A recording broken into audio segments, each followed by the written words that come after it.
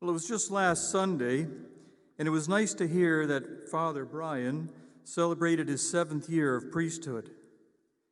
I wanted to say thank you for your service to God's holy people, and I wish you many, many more years to continue to make a difference in answering the call as God's humble servant. As I was writing the homily for this Sunday, I recalled that I had just had my 6th anniversary of my ordination to the diaconate.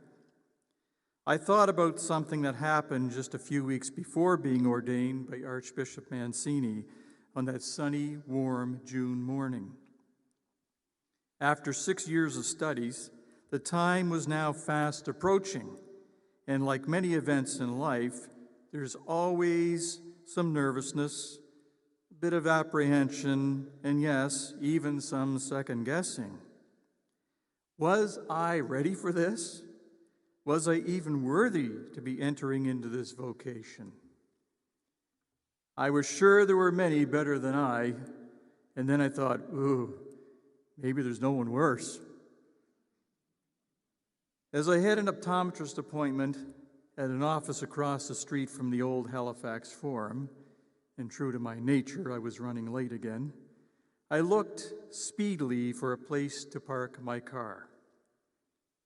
I looked up a side street, spied a place, and quickly grabbed it so I could get to my appointment on time. Afterwards, as I was heading back to my car, I was thinking again, wow, only another few days until my life will change. I asked God for some sign to confirm my decision, to answer the call, to ease my mind. And as I turned onto the street where I had parked, I looked up, and there was a street sign. It said, Deacon Street. Well, I just stood there on the sidewalk and said, okay, God, I asked, and you certainly literally gave me a sign. I smiled and realized that my turmoil was all for naught. And I knew that God sure has a great sense of humor. And for whatever purpose, he truly calls each of us to him. You see, it is God's choice and purpose for us as his disciples. He chooses. We can say yes, or we can say no. That's the free will that we've been given. And this points us to both the church's missionary nature and our calling as disciples of Christ. When we say yes, there is a bona fide commitment to actively participate as members of his body. Now, the readings today remind us that this call was never just a product of chance, but was of great intention. The Latin word vocare gives us the word voice, vocal, to call, to be called. Hence, we find also the word vocation, more about dedication, more than just an occupation or a job. And through the message of the readings this day, the church gives us all an excellent opportunity to ask some questions of ourselves. Very critical, crucial questions. The first one is, what is God's purpose for choosing me as his disciple? The second, am I fulfilling his intention and purpose? And finally, how can I, me, be more active in God's purpose?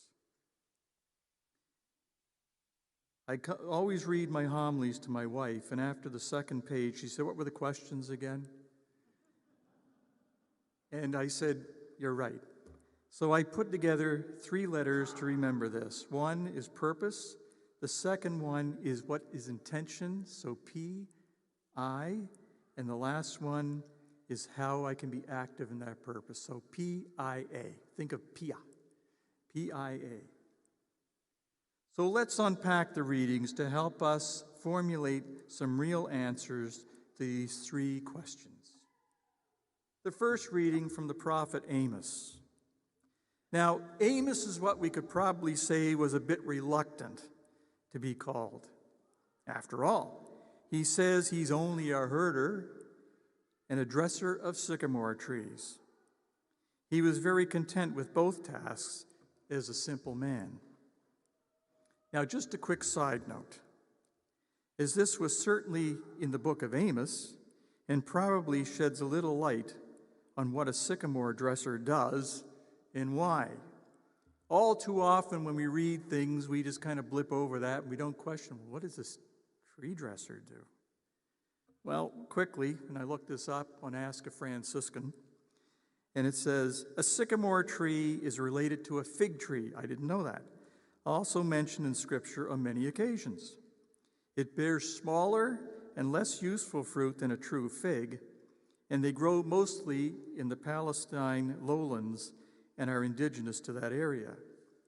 Now, dressing sycamore figs involves pinching thin stalks which help them to ripen, and they had to be tended constantly in order to prevent insects from destroying it. So if anybody asks you what is a tree dresser of sycamores, you now know. God has chosen this poor herder and tree dresser to prophesy in Israel's northern kingdom. God's purpose for this was that the prophets that were there in this region were not truly answering the call. They were compromised. They had become corrupted and distracted by materialism. They did not deliver honor and justice or speak the truth even. They had lost their morality. And what they did was to fill their own pockets, their own accounts, and their own stomachs. They did not speak or advocate for the poor and the oppressed. Hence, Amos, who believed in a moral order, transcending nationalistic interests, was very challenged by these professional paid prophets. These prophets did not bear good fruit, and they certainly did not lead the flock or herd that was entrusted to them. So Amos fulfilled God's purpose, remember the P word, purpose, for choosing him. He was not tainted by the materialism of his time, and he truly, truly understood the meaning of the need to yield a good harvest and to lead and to protect. Amos believed that God's absolute sovereignty over men compelled social justice for all men, the rich and the poor alike. So Amos was true to God, and he answered the call, the vocare, and he became active in the mission. In our second reading, Paul not only reminds us that God chose us in Christ, Paul equally reminds us of the reason that God chose us. He has a plan for each and every one of us. We have to be more intent on listening, to hear, and to see, to open our hearts and our minds. So how are the questions going so far? We'll keep checking back. Paul certainly is another interesting choice. He will become one of the greatest proclaimers of Jesus. He was a contemporary of Jesus, although Paul never met him. His Hebrew name was Saul. He was well versed in the Jewish faith and history, having been taught by one of the great rabbis. He was both a Jew and a Roman citizen who spoke all of the classic languages. And because he lived in a seaport, he was exposed to many people and cultures in the regions.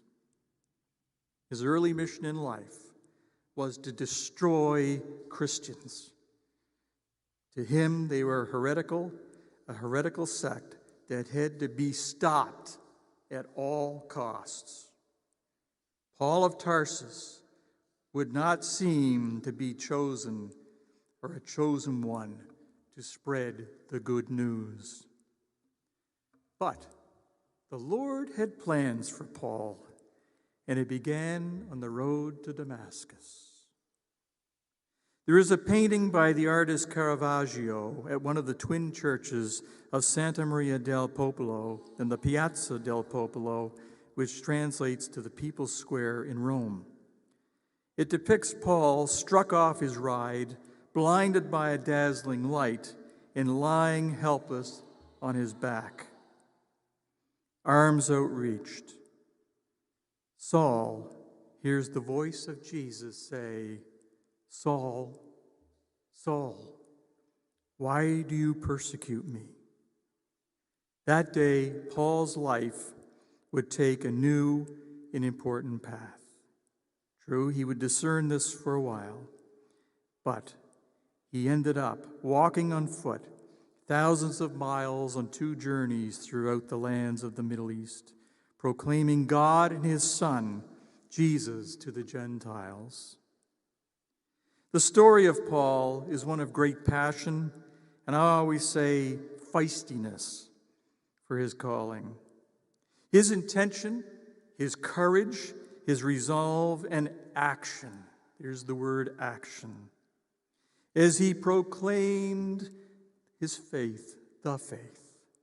He was beaten, he was arrested, he was jailed, shipwrecked twice, was left for dead on many occasions outside city walls after he was beaten. And for what? For proclaiming the good news. Big conversion from wanting to destroy the Christians to bring one of the greatest proponents of the church. Now today, in the letter to the Ephesians, Paul writes, "We are set apart. We are chosen to be holy and spotless and to live through love in God's presence, that we should become truly his." That is the purpose of God's choice of each of us. So some answers may start to come to light for the questions proposed. We cannot compromise his primary purpose. We shall and can become awesome disciples and instruments for his mission. You see, a disciple does not live only for themselves. The next big goal is to reach out to others, to share what we have been gifted with, this great knowledge. I thought if we knew that a bridge was out, had been washed out, and posed certain disaster, would we not want to tell others, to tell travelers of this so that they could be saved from certain death? Quite simply, this is to develop and actively carry out a missionary spirit. It is this togetherness that is the ultimate purpose of God for choosing us. Now, in Mark's gospel, he highlights Christ's choice and purpose for the disciples of Christ. Now, just a quick note on Mark's gospel. This is believed to be the first gospel written in around 70 AD, around the time of the destruction of the temple in Jerusalem, and it is the first of the synoptic gospels written. It's relatively short, comparatively speaking, and we can read it in an hour to an hour and a half, depending on how fast you read. But if you want to really take it in, take some time to read it. It is fast-paced. It is filled with an active resolve. And I suppose that's because it was written in Rome, under the noses of the Roman powers. Pretty risky guy, eh? And Jesus called the followers and strengthened their faith through his teachings and miracles. These were not established men. They were not really educated men for the most part. But because they were called and because they answered the call, they would prove out over time they were the right ones to answer the call. Jesus was preparing them to go out by nourishing them spiritually and having confidence and faith in his mission that would become theirs. When he sent them out with nothing but the clothes on their backs and the sandals on their feet, they had no corporal comforts. They were to preach to others, to all those who would listen. That was their inspired mission to their community and ultimately to the world. And through this mission of the few, it would become a foundational mission of and for the many. Jesus sent them to the mission to be successful by sending them with no money, no food, no anything. That seems extremely odd and perhaps to us even perplexing. But Jesus knew the power and the influence of materialism, and that any soul trapped by it will lose focus of his mission if they allow it. So, that is why he instructed his disciples as he did. So the epilogue to these three writings are that Amos warned God's people that if they did not change their ways, they would suffer great consequences. Well, he was not heeded, and the people would have their northern kingdom fall to foreigners and be taken into captivity and slavery. St. Paul's letter to the Ephesians told them that they are destined for adoption to sonship as his own through Jesus Christ. And through Christ, we have obtained an inheritance. Quite a turn for Paul, which is proof of how truth and power can be a game changer. Christ's instruction is a sure means of fulfilling his purpose for choosing all of us as his disciples. So at the same time, we must always beware, though, of this caveat. Neglecting Christ's purpose is the pathway of losing our focus. We must always be vigilant at all times.